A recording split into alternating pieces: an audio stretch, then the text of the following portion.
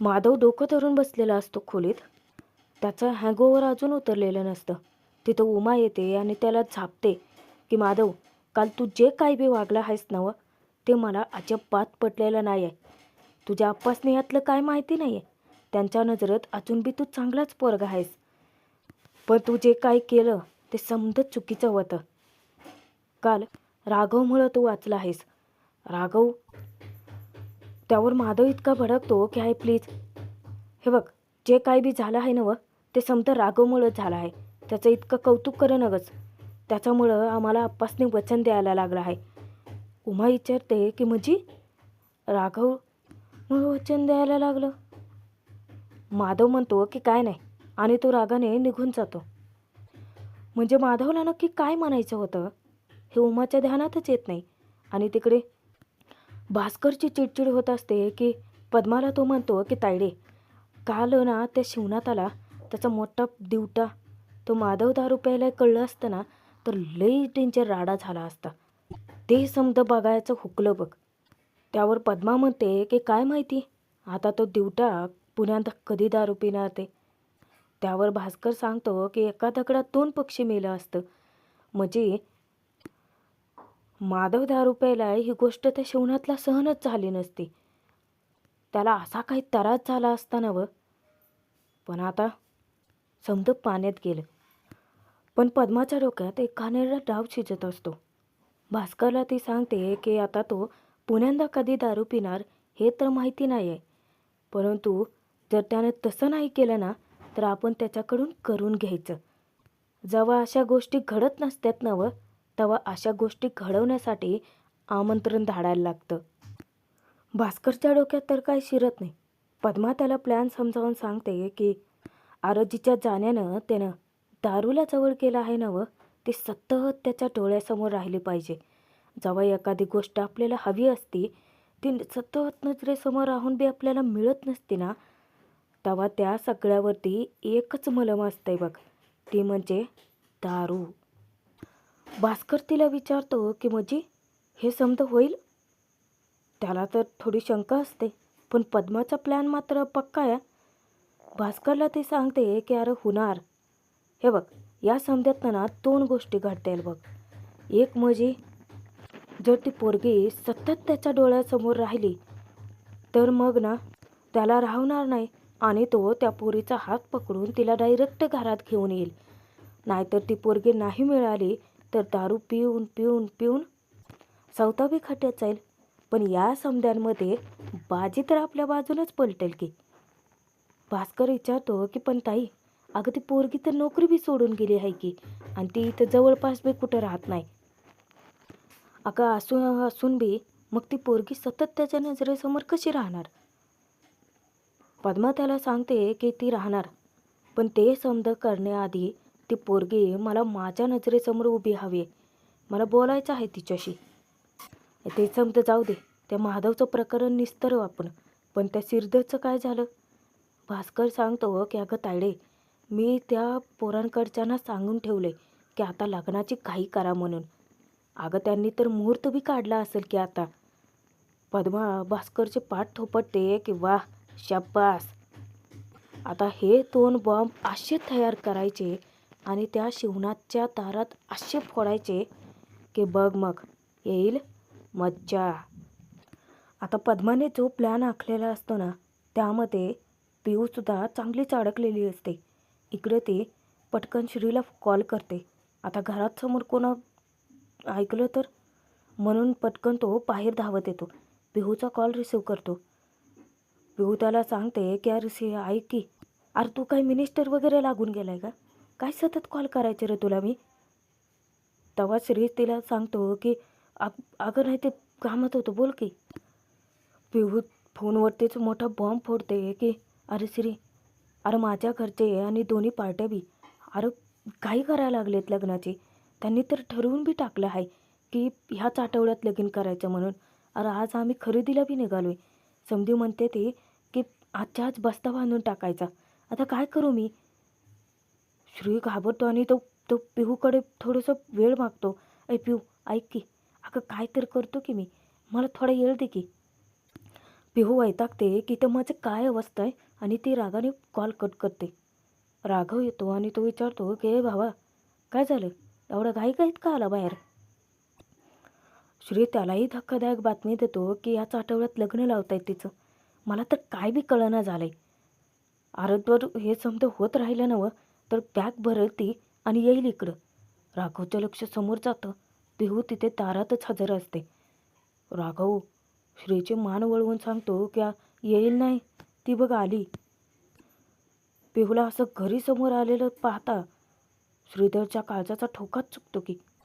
पिहू direct समोर येऊनच उभी राहते आणि श्रीधर असा काही घाबरतो ना. त्यातच शिवनाथचा आवाज येतो की माधव, श्रीधर, अरे झालं का नाही तुमचं, चला जायचं आहे आपल्याला गोडाऊनवर. शिवनाथचा आवाज ऐकल्यानंतर तर श्रीधरचे असे काय फाटते ना. श्रीधर पिहूला हात धरतो तिचा आणि ती धावत इकडे बाजूला घेऊन येतो गाडीच्या मागे. पिहू त्याच्यावरती रागवते, यार काय चाललंय रे तुझं? माझ्या घरचे तिकडे लग्नाचं सगळं ठरवायला लागले ते आणि तू काय करतोय इथं? श्री तिच्याकडे थोडासा वेळ मागतो. पिहू त्याला झापते की अरे तुला ध्यानात येतंय की नाही? अरे माझ्याकडे येळ नाही म्हणजे तुझ्याकडे बी येळ कमीच आहे ना व. मग माझ्याकडे कशा पायी येळ मागतोयस? हिंमत नव्हती तर करायचंच नव्हतं ना प्रेम. प्रपोज मारताना चांगल्या स्टाईलमध्ये आला होता. आता काय झालं? तू तू तू तू ना एक नंबरचा फट्टू आणि घाबरट आहेस. आता राघवला राग येतो. त्याच्या भावाचा अपमान करते ना पिहू. तो तिला ओरडतो की ओ हो ताई, तुम्ही माझ्या भावाला असं बोलू शकत नाही. पिहू ठणकावून सांगते की बोलणार. हिंमत नव्हती तर प्रेमच करायचं नव्हतं ना मग. माझं लगीन झालं ना मग बसतील असाच मग. आता इतक्यात तिथे रुद्रच येतो. अचानकच ना राघव पिहूला वचन देऊन टाकतो की होणार तुमचं लगीन. वचन देतो म्या. त्यावर श्री ओरडतो की वचन देतो.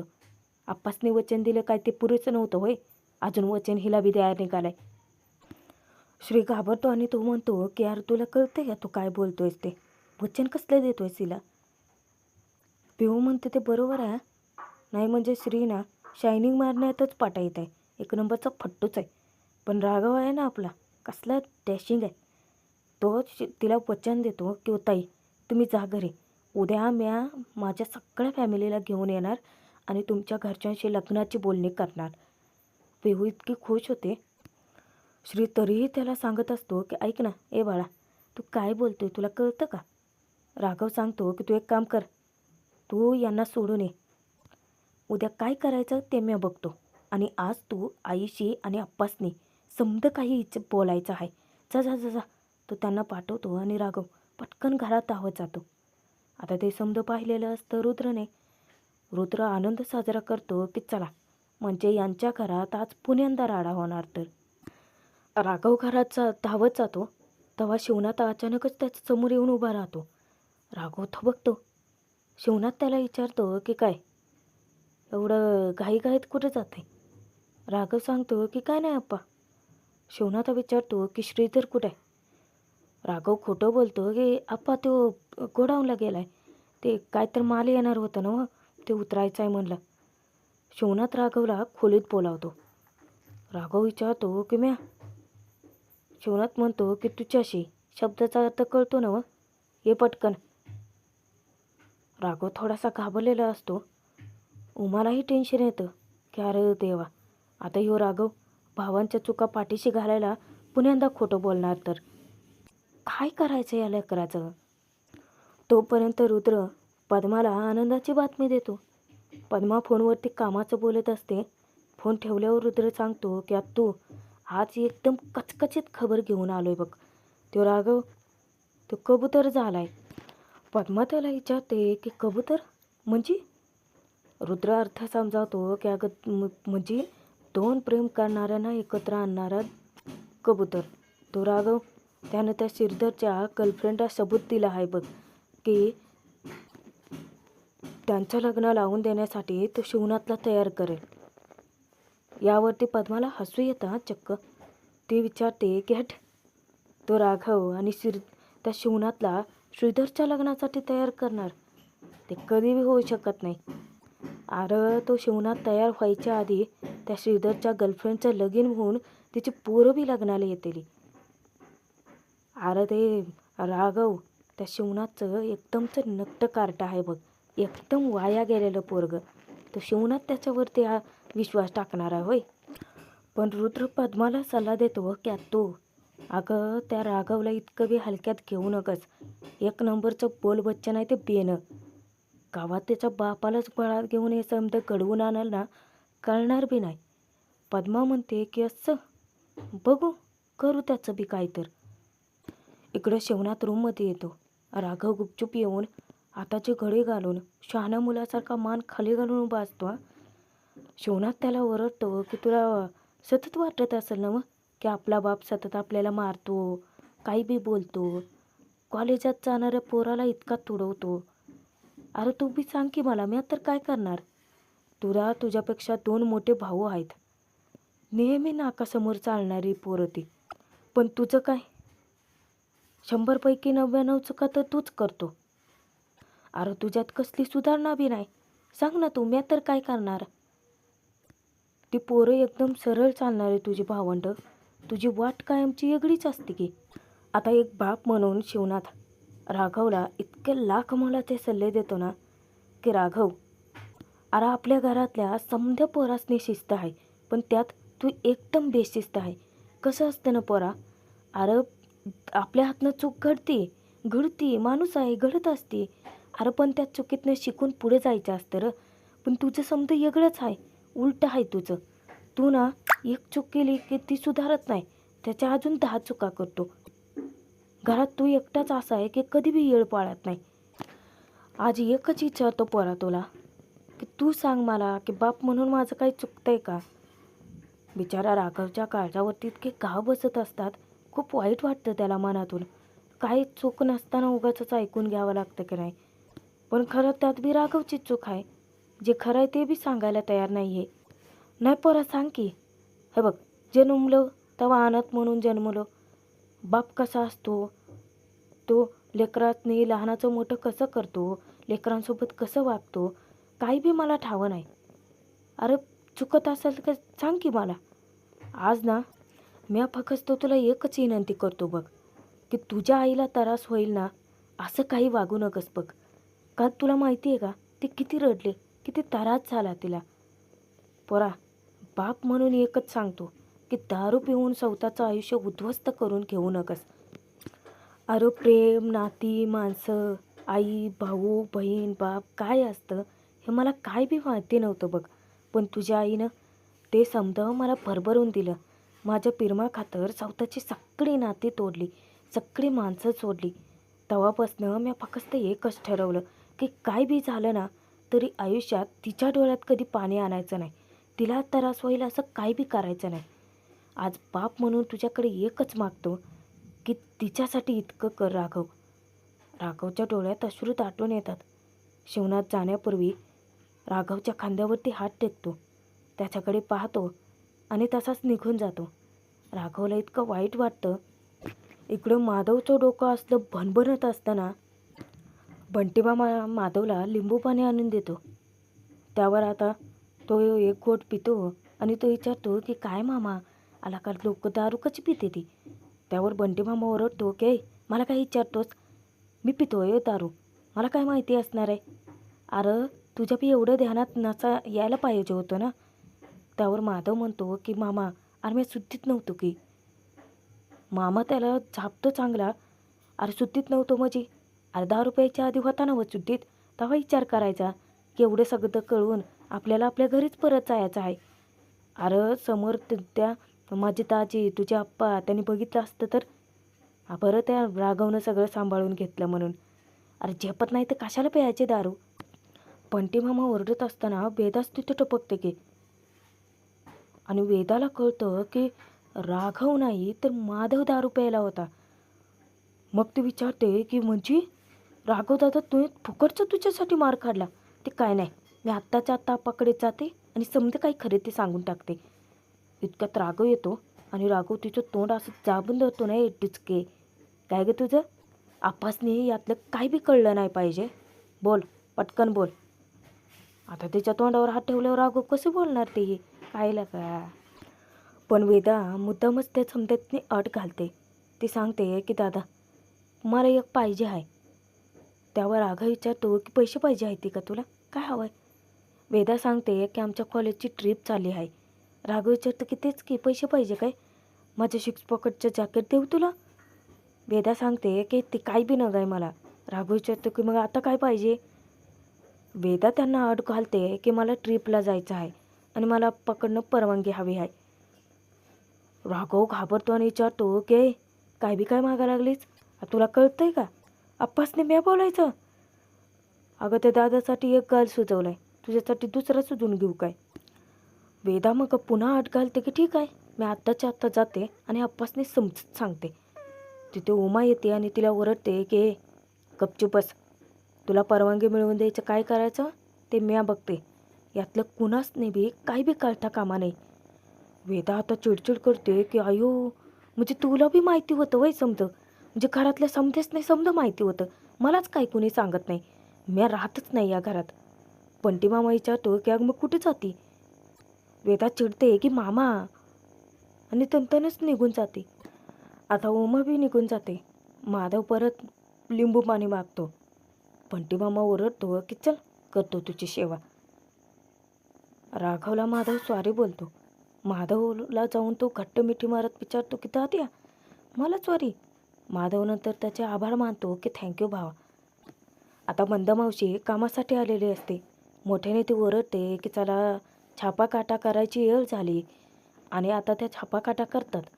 पहिल्यांदा काटा येतो, मुद्दाम छापा घेतात आणि उमाच्या घरी जायला निघाणार तर तिथे छाया येते. ती ओरडते तिला आणि पकडून ठेवते, पण त्या नादाच्या भरात ती उमाच्या हद्दीत येते की. मंदमावशी म्हणते की वाचली साजा, नाहीतर झाली असती बिन पाण्यानेच आज. छायाचं काही न ऐकता सरळ ती उमाच्या घरी कामाला निघून येते. छाया इतकी तनतन करते की झालं समजून मलाच करायचं आहे. अन्विता फोनवरती रोशनशी बोलत असते. आता ती पैसे मॅनेज करायची भाषा करते. पाठीमागे छाया आणि भास्कर बी असतात, पण ती अन्वी बरोबर वेळात काढते त्यांना. भास्कर जावं विचारतो की काय ग कशाच टेन्शन आहे? अन्विता सांगते की कॉलेजमध्ये फेस्टिवल आहे ना व, आणि मी त्याची प्रमुख. टेन्शन आहे की पैसे लागतात आहे ती त्याच्याशी.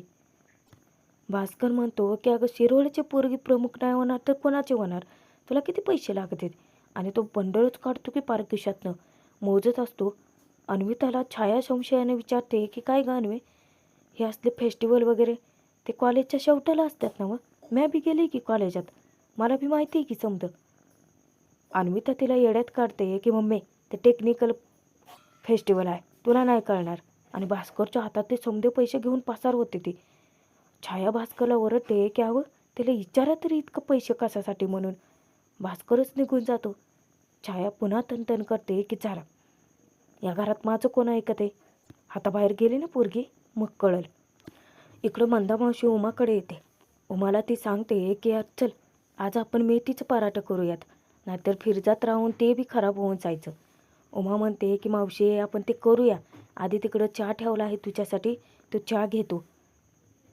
मंदामावशी सांगते की तू इतकी काळजी करतीस नवं म्हणून मी इकडे यायला मागतोय बघ. काय गो मी काय तर झालं म्हण, काल माझ्या कानावर आलं, काय झालं नेमकं? उमा तिला सांगते की काय नाही ग मावशी, माधवची चूक होती आणि राघवनं सवतावरती घेतली. आणि नेमकं काय झालं, माधव दारू पिऊन आला, पण राघवनं कसं नाटक करून ते सगळं स्वतः निस्तारलं, स्वतः वाईट बनवून त्याला कसं वाचवलं हे समजा सांगितल्यानंतर मंदामावशीला पण मोठा धक्काच बसतो की. ती म्हणते की अरे देवा, हे म्हणजे असं झालं, कोंबड्यानं वरडायचं आणि तिकडं मोरानं बांग दिली आणि समधी लोक मोरालाच बोलायची पुन्हा. प्रेक्षकांनो, भाग जरी इथे संपत असला तरी पुढे आपण बघणार आहोत की शिवनाथ खूपच खुश असतो श्रीधरवरती आणि तो तिन्ही मुलांना प्रेमाने गोड घास भरवतो, पण राघवला भरवत नाही या. राघवला खूपच वाईट वाटतं की शिवनाथ आपल्याचे दुसरेपणाने वागतोय, पण तो जास्तीचं मनावर घेत नाही. त्यानंतर दुसऱ्या दिवशी श्रीधरला घेऊन राघव पिहूच्या घरी लग्नाची बोलणी करायला निघालेला असतो. आता श्रीधर इतका घाबरलेला असतो, पण राघव त्याला घेऊन जातो. रुद्रला भास्कर त्याच्यावरती नजर ठेवायला लावतो. आता रस्त्याने जात असताना अन्विताची आणि त्याच्या गाडीची धडक होते आणि राघव अन्विताला बघून इतका चिडतो ना. पण खरंच राघवचा प्लॅन संपूर्ण होईल का? पिहूचा हात मागितल्यानंतर खरंच पिहूच्या घरचे श्रीशी लग्न करायला तयार होतील का, की भास्करमध्येच काही ठिणगी टाकून ठेवल? पुढचे भाग पाहण्यासाठी सबस्क्राईब नक्की करून